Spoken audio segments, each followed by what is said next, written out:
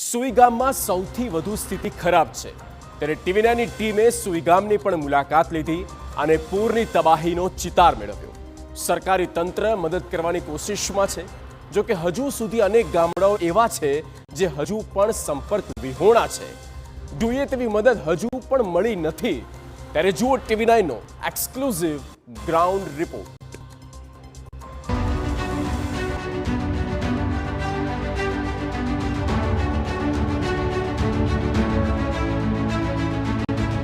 બોતેર કલાકથી બેહાલ છે બનાસકાંઠા।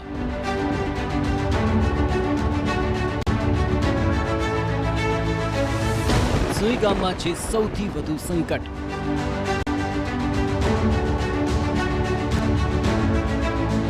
ક્યારે ઓસરશે આ આફતના પાણી?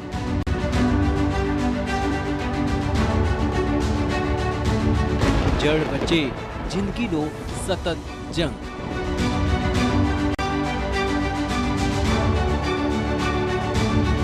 ટીવી9નું ગ્રાઉન્ડ ઝીરોથી સતત કવરેજ।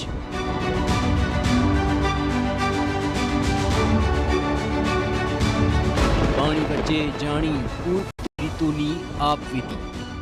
આમ તો છેલ્લા 48 કલાકથી વરસાદ બંધ છે, છતાં બનાસકાંઠા જિલ્લાના અનેક તાલુકાઓ હજુ પણ જળબંબાકાર છે। મેઘરાજાએ એવો તો કહેર વરસાવ્યો કે અનેક ગામડાઓ બેટમાં ફેરવાયા, ખેતરો તળાવ બની ગયા, રસ્તાઓ દરિયો અને જિંદગી મુકાઈ સૌથી મોટા સંકટમાં।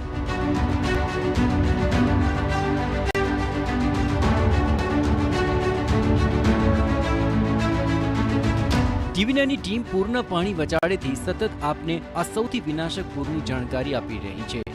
સૌથી ભયાનક પૂરની એક તસવીર આપને બતાવી રહ્યા છીએ। હાલ બનાસકાંઠામાં સૌથી વધુ ખરાબ હાલત સરહદી તાલુકા સુઈગામની જોવા મળે છે। સુઈગામના અનેક ગામડાઓ હજુ પણ પાણીથી તરબોળ છે। હાલ માત્ર અને માત્ર એનડીઆરએફની ટીમથી જ લોકોની આશા છે। પાણીમાં ફસાયેલા લોકોનું હાલ એનડીઆરએફ રેસ્ક્યુ કરી રહી છે। એનડીઆરએફની ટીમ દ્વારા આજે રેસ્ક્યુ કરવામાં આવી રહ્યું છે। જે લોકો ફસાયેલા હતા એમને બહાર કાઢવામાં આવી રહ્યા છે। બધે જ તમે જ્યાં જાઓ ત્યાં આ જ પ્રકારની પરિસ્થિતિ છે, આ જ પ્રકારનું જળસ્તર છે અને અહીંયાથી લોકોને નીકળવું હોય તો કેટલી પરિસ્થિતિ વિકટ બની શકે છે એ જોઈ શકો છો। અને હજી આગળ આજે એસટી બસ છે, એ એસટી બસ પણ આપણને દેખાઈ રહી છે કે એ છેલ્લા 2 દિવસથી અહીંયા બંધ પડી છે, સ્વચ્છ સલામત અને સમયબદ્ધ, પરંતુ અત્યારે વરસાદને કારણે કોઈ પણ પ્રકારની જે સલામતી છે એ સલામતી નથી। આ બસ અહીંયા પહોંચાડવા માટે લોકોને જરૂર આવી હશે, પરંતુ અહીંયાથી એ આગળ જઈ શકી નથી।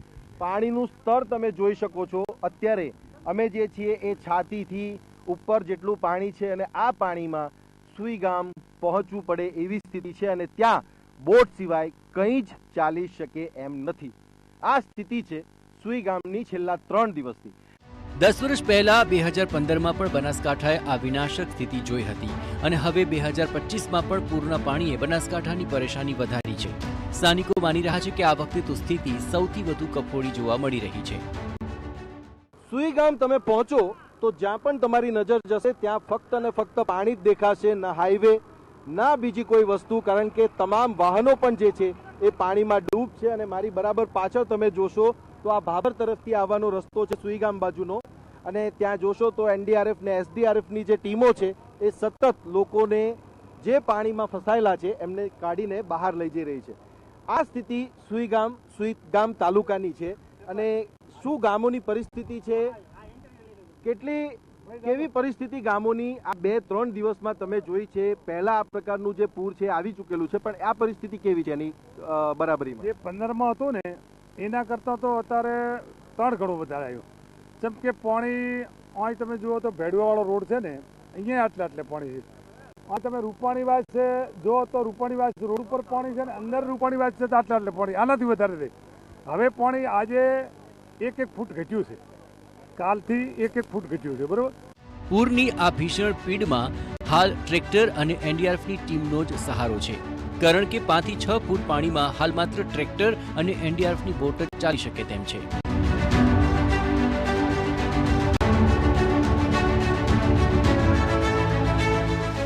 સુઈગામથી ભાભર કે પછી સુઈગામથી થરાદ, ગમે ત્યાં જવું હોય ફક્ત અને ફક્ત એક સહારો છે ટ્રેક્ટરનો, અને હવે જે સહારો છે એ એસડીઆરએફ અને એનડીઆરએફની ટીમની બોટનો। આ પરિસ્થિતિ સુઈગામ તાલુકાની છે અને અહીંયાના જે સ્થાનિક છે એમની સાથે વાત કરીશું. 2 દિવસ 3 દિવસથી જે પરિસ્થિતિ છે કેટલી વિકટ છે અને તમે કેવી રીતે મદદ પહોંચાડવાનો પ્રયાસ બધાને કરી રહ્યા છો? ભયાનક પરિસ્થિતિ છે અને ટ્રેક્ટરથી અમે લોકોની મદદ કરી રહ્યા છે. જે વિસ્તારમાં ભેડુઆ ને ત્યાં તો બહુ ખરાબ પરિસ્થિતિ, ત્યાં તો હજી અમારાથી બી પહોંચવાનું નથી, ત્યાં બોટથી માણસો જઈ રહ્યા છે અને બહુ ભયાનક પરિસ્થિતિ છે સોઈગામમાં. અચ્છા, છેલ્લા 2-3 દિવસમાં જે પ્રકારે વરસાદ વરસી રહ્યો, ભારે પવન પણ હતો વાવાઝોડાની જેમ, અને વરસાદ પણ એટલો હતો અને પાણી પણ એટલું હતું, કેવી પરિસ્થિતિ લોકોની થઈ છે ગામમાં, પછી જે સીમમાં ફસાયા છે એ લોકોની? બહુ ખતરનાક પરિસ્થિતિ છે. જે સીમમાં ફસાયા હતા એમને ગામડામાં લાવી અમુક મંદિર છે, સ્કૂલોમાં રાખ્યા છે અને બહુ ભયાનક પરિસ્થિતિ છે. અચ્છા, તંત્ર પણ પહોંચી શકે નહીં એ પ્રકારની પરિસ્થિતિ હતી, પરંતુ હવે લોકોને ખાવાની, પાણીની, પીવાની આ બધી વ્યવસ્થા કેવી રીતે કરવામાં આવી? બધી જે લોકોને સેફ જગ્યા ઉપર લાવી અને તંત્રે બધી વ્યવસ્થા કરી છે અને સેફ જગ્યા ઉપર લોકોને પહોંચાડ્યા છે. સુઈ ગામના અનેક ગામડાઓમાં હજુ પણ 4 થી 5 ફૂટ પાણી છે. નુકસાનીનો તો કોઈ અંદાજ જ નથી. ખેતરો તળાવ બની ચૂક્યા છે અને આવા પૂરથી તો બનાસકાંઠાના લોકોની કલ્પના પણ નહોતી કે આટલી તારાજી સર્જાશે.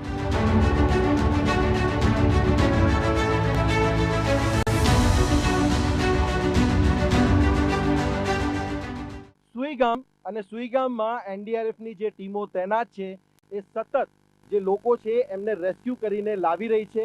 અને આપ જોશો તો અહીંયા કેટલાય પરિવારો છે, જે પરિવારો પોતાના ઘર વકરીમાંથી જે પણ વસ્તુ પોતાના હાથમાં આવી છે લઈને નીકળ્યા છે. કયા ગામથી તમે આવ્યા છો? શું પરિસ્થિતિ? કેટલા કલાક પાણી હતું? કેટલા કલાક પાણીમાં રહ્યા તમે? 3 દિવસ પાણી. તો પીવાનું પાણી વગેરેની વ્યવસ્થા હતી? કેવી રીતે તમે બાળકોને લઈને રહ્યા? નીકળી ગયા હતા. તો પછી હવે અત્યારે તમે ક્યાં રોકાયા હતા? પૂરના પાણીએ ખૂબ જ વિનાશ વેરી દીધો. હવે સરકારની સહાય જ બનાસકાંઠાને મદદ કરી શકે તેમ છે. બનાસકાંઠાથી સચિન પાટીલ સાથે બ્યુરો રિપોર્ટ, TV9.